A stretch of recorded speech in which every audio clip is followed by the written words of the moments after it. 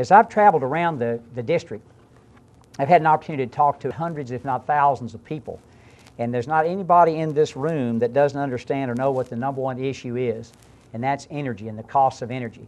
When you have people out working for $10 or $12 an hour, and they work one whole day a week, one entire day just to fill their truck up to go to work, not to pay for the truck, not to buy it or their insurance on it, but just to get to work, we've got a problem. And Republicans had better be thinking about a solution to that problem, or we're going to stay a minority party.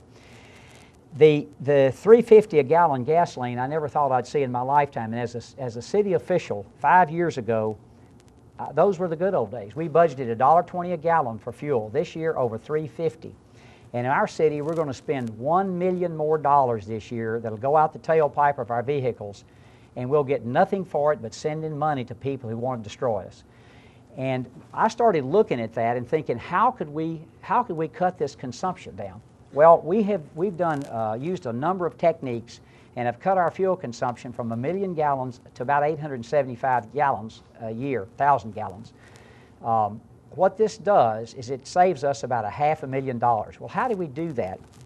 Well, we did several things. One, we conserve, and that's what everybody in this room can do, is conserve energy. What we've done, and the typical job, sometimes you'll see 2 or 3 people drive to a job site in different vehicles. Well, we brought crew cab trucks and send 4 people in one vehicle.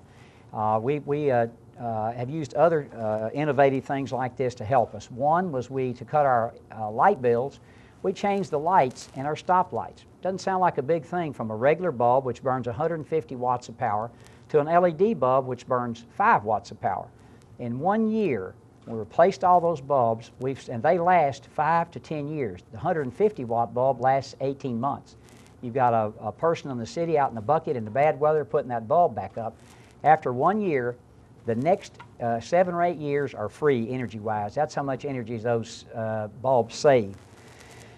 On a national level, and this occurred to me as I was driving over here, in 1973 and 74, I was stationed in Korea at the demilitarized zone.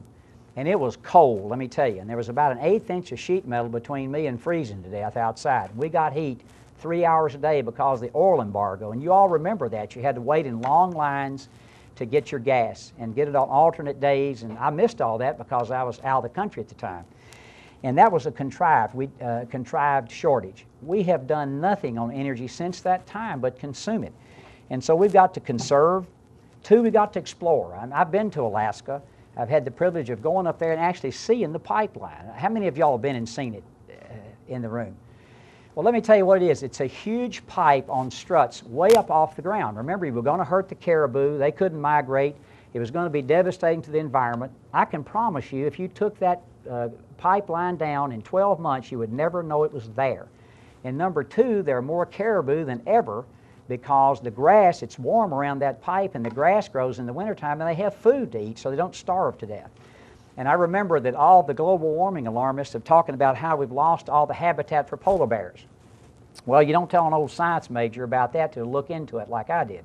1950, there were 5,000 polar bears in the United States, and now in Alaska, and now there are 25,000 in Alaska. So they are thriving and doing well. Thank you very much.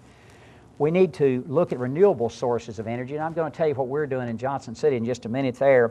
And we need to look at nuclear and clean coal technology.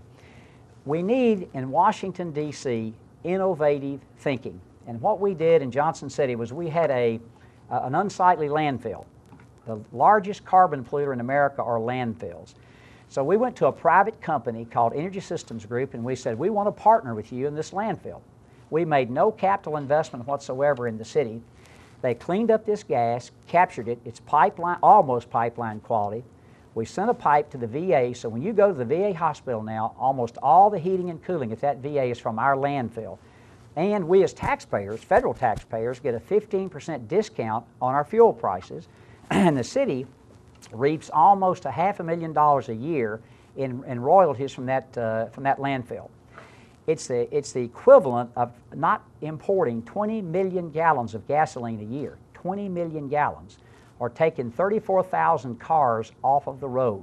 Now that's a huge impact for us in this region, and I'll tell you why. Every local official out here deals with, and especially the mayor does, I know, both county and city, with unfunded mandates, both federal and state. And one of the unfunded mandates we get are ozone.